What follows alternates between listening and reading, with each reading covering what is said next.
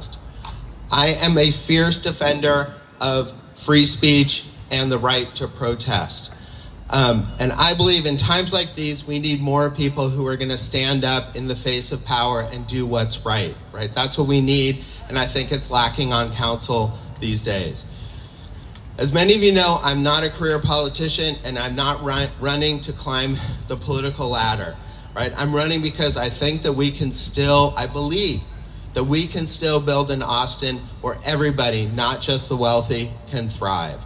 We've got to do it, and we've got to fight for it, I spent 30 years researching and teaching about cities, and I spent 18 of those years at UT. And I love teaching students, especially when I got to collaborate with the students and community groups to do projects that had real world impacts. So for example, students worked with this Sustainable Food Center to improve food security in Austin by mapping potential new sites in under-resourced neighborhoods for more community gardens. We worked with Greg Kazar's office when he was city council member to make a plan for resident-led municipal zoning, resident-led municipal budgeting, excuse me. Those are the kinds of things that I want to bring to city council. And when the students were doing that, it was amazing. We had these great conversations about how to build a better city together. And that's why I'm running, so we can have more of those conversations together about moving forward and improving Austin for everybody. Thank you. Because, today and for so many years, we've seen Black, Latino, communities of color being pushed out of Central Austin. And I'm running because I think we can still build a city for working people, but not if we keep doing more of the same. We need to say no more business as usual at City Hall. And we must fight to do it together. So many of you don't know, but I come from a working class family myself. My dad made slipcovers. If you don't know what slipcovers are, well, hit me up afterwards. My grandparents fled anti-Semitism and poverty in Poland. I'm the product entirely of public education, and I was a first-generation college student. That's who I am. That's how I see the world. That's why I've spent my life fighting for working people. Before I became a professor, the last job I had was as a union organizer for the UAW, United Auto Workers. I was a founding member of a group that organized student employees at the University of Washington into what became UAW Local 4121 in Seattle. We were fighting not only against a large and powerful institution, the University of Washington, which is like the UT of Washington State. We were also fighting the legislature, because at the time in Washington state law, there was no provision for employees of public universities to have the right to unionize, and we got that changed. So I know how to fight, and I know how to win, and we know how to win together. Woo! That experience is also why, as soon as I got to Austin and began teaching at UT, I joined the Texas State Employees Union, TSEU, which is a CWA local, and I was a proud rank and file member for 18 years, the whole time I was at UT.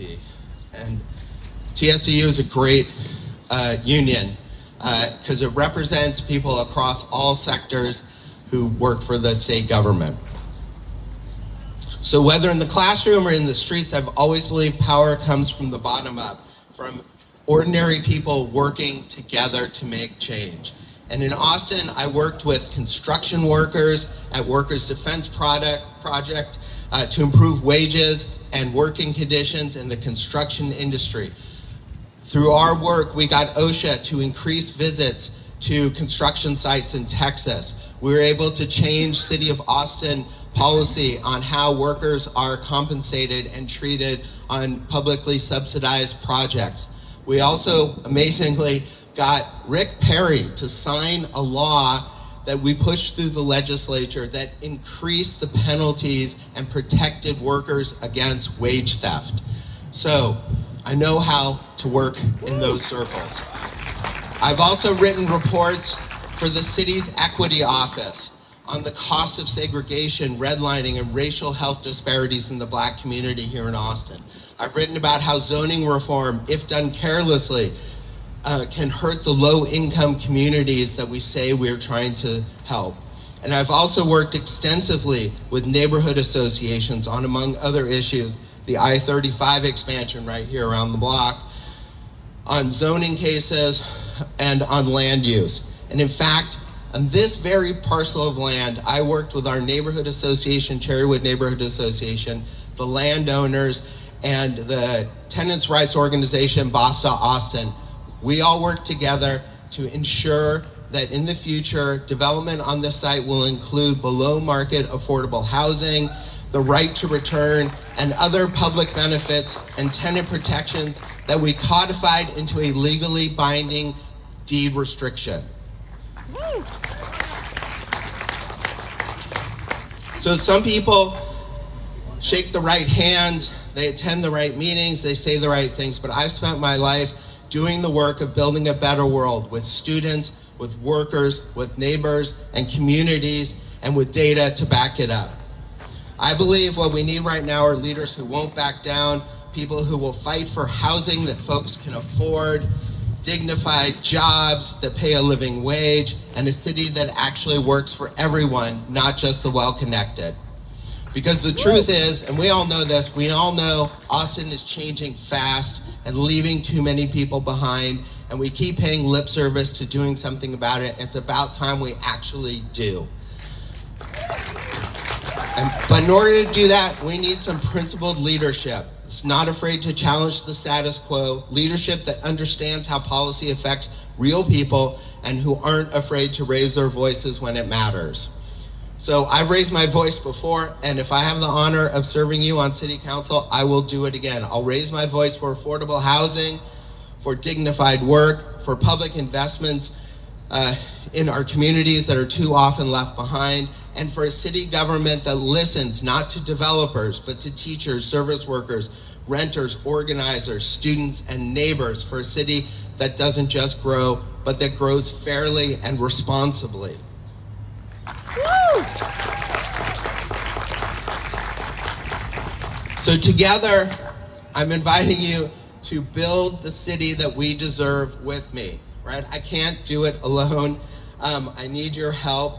So here's what comes where I have to ask you for money, right? It's a new part of doing this for me. So please, if you haven't already donated to the campaign, we have these QR codes right here with the green grackle in the middle, the fighting grackle. So please feed the grackle. If it's $25 or $500, which is the max, please donate today. We really do need the money, because we can tell people, we can show people that we can have a city council that works for us and not that works just for developers and the well-connected, right? We have a really strong chance, I think, of winning this seat for D9.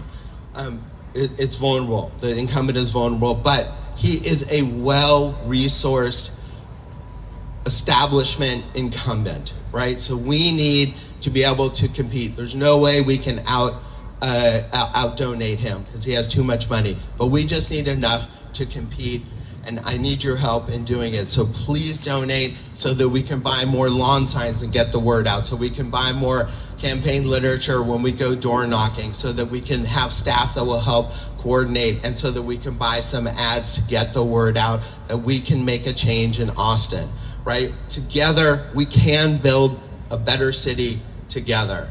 Thank you very much. I really appreciate it.